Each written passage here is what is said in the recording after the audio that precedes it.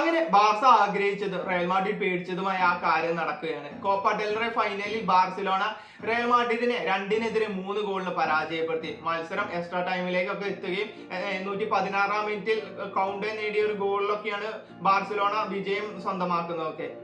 മത്സരം എടുത്തു നോക്കുകയാണെങ്കിൽ മത്സരത്തിന്റെ ആദ്യ മിനിറ്റുകളിൽ തന്നെ റയൽ മാഡ്രിഡിന് തിരിച്ചടി ലഭിക്കുകയാണ്. ലെഫ്റ്റ് ബാക്കിൽ മെൻഡി പരിക്കേറ്റതോടെ ഫ്രാങ്ക് ഗാർസിയയെ ആദ്യ 11 മിനിറ്റിൽ തന്നെ ഒരു സബ്സ്റ്റിറ്റ്യൂഷൻ ആൻസലോട്ടിക്ക് കൊണ്ടുവരേണ്ടതായിട്ടൊക്കെ വരികയാണ്.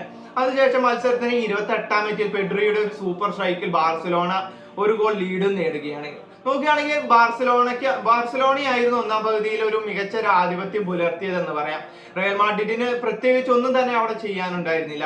കാരണം ഒരു ഷോട്ട് എടുക്കാനോ അല്ലെങ്കിൽ ടാർഗറ്റിലേക്ക് ഉള്ള ഒരു ഷോട്ട് എടുക്കാൻ പോലും റയൽ മാഡ്രിഡിന് കഴിഞ്ഞില്ല.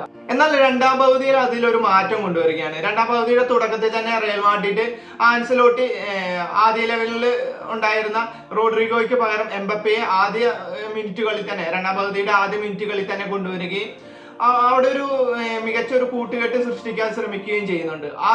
അതിന്റെ ഒരു ഫലം തന്നെയാണ് 70-ാം മിനിറ്റിൽ എംബപ്പെ ഒരു ഡയറക്റ്റ് ഫ്രീ കിക്ക് ഗോൾ നേടി ബാർസലോണയ്ക്ക് ഒപ്പം എത്തുകയാണ്. എംബപ്പയുടെ കരിയറിലെ ആദ്യത്തെ ഒരു ഡയറക്റ്റ് ഫ്രീ കിക്ക് ഗോളാണ് കണ്ടെത്തിയതെങ്കിലും അതിനൊരു റയൽ മാഡ്രിഡ് അവിടെ ഒരു സമനില ഗോൾ കണ്ടെത്തുകയും അതിനുശേഷം 77-ാം മിനിറ്റിൽ തുവാമിനി കൂടി ഗോൾ നേടിയതോടെ റയൽ മാഡ്രിഡ് ഒരു സേഫ് പൊസിഷനിലേക്ക് തന്നെ എത്തി. പക്ഷേ പ്രശ്നം എന്താന്ന് വെച്ച് കഴിഞ്ഞാൽ 84-ാം മിനിറ്റിൽ അവിടെ ഫെറാൻ ടോറസിന്റെ ഗോളിൽ ബാർസലോണ തിരിച്ചടിക്കുകയാണ്. വീണ്ടും മത്സരം ഒരു സമനിലയായി.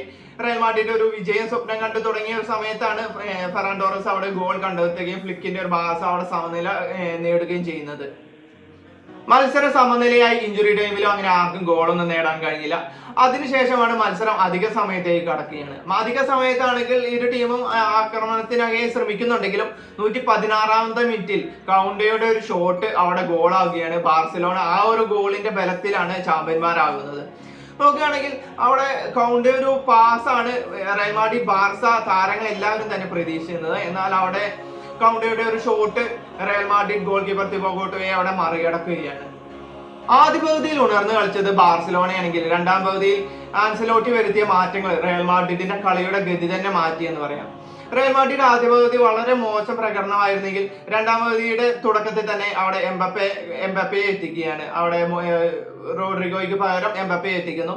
ആ ഒരു മാറ്റവും അതേപോലെ മധ്യനിരയിലേക്ക് മോഡ്രിച്ചും അതേപോലെ ആന്ദ്രേ ഗുലറും കൂടെ എത്തുകയാണ്. ഈ ഒരു 3 മാറ്റങ്ങൾ തന്നെ റയൽ മാഡ്രിഡിന്റെ ആക്രമണത്തെ വളരെയധികം സ്വാധീനിച്ചെന്ന് പറയാം. എംബപ്പയും വിനീഷ്യസ് സഖ്യം അവിടെ ഒരു വിജയകരമായ മുന്നേറ്റങ്ങൾ നടത്തുകയും ചെയ്യുന്നുണ്ട്. അതേപോലെ റയൽ മാഡ്രിഡിന്റെ എംബപ്പെ വിനീഷ്യസിന്റെ തൊട്ട് പിന്നിലായിട്ട് ബെല്ലിംഗ്ഹാമിനെ നിയോഗിക്കുകയാണ്. ആ ഒരു മാറ്റം കൂടെ ആവുമ്പോൾ റയൽ മാഡ്രിഡിന്റെ ആക്രമണത്തിന്റെ ശക്തി കൂട്ടുക എന്നത് തന്നെയായിരുന്നു ആൻസലോട്ടി ആഗ്രഹിച്ചത്. അത് മത്സരത്തിൽ കാണുകയും ചെയ്തു. ആൻസലോട്ടിയുടെ ഈ തീരുമാനങ്ങളെല്ലാം മത്സരത്തിൽ ഒരു മികച്ച മാറ്റങ്ങൾ കൊണ്ടുവന്നെങ്കിലും എക്സ്ട്രാ ടൈമിൽ 116-ാം മിനിറ്റിൽ കൗണ്ടേ നേടിയ ആ ഒരു ഗോൾ റയൽ മാഡ്രിഡിന്റെ വിജയത്തെ തകിടം മറിച്ചു കളയുകയാണ്. അവരുടെ ആ പ്രതീക്ഷകളെല്ലാം തകർത്തുകൊണ്ടാണ് റയൽ മാഡ്രിഡിന്റെ ആ ഒരു പ്രതീക്ഷകളെല്ലാം തകർത്തുകൊണ്ട് തന്നെയാണ് ബാർസലോണ ആ കിരീടത്തിലേക്ക് എത്തുന്നത്.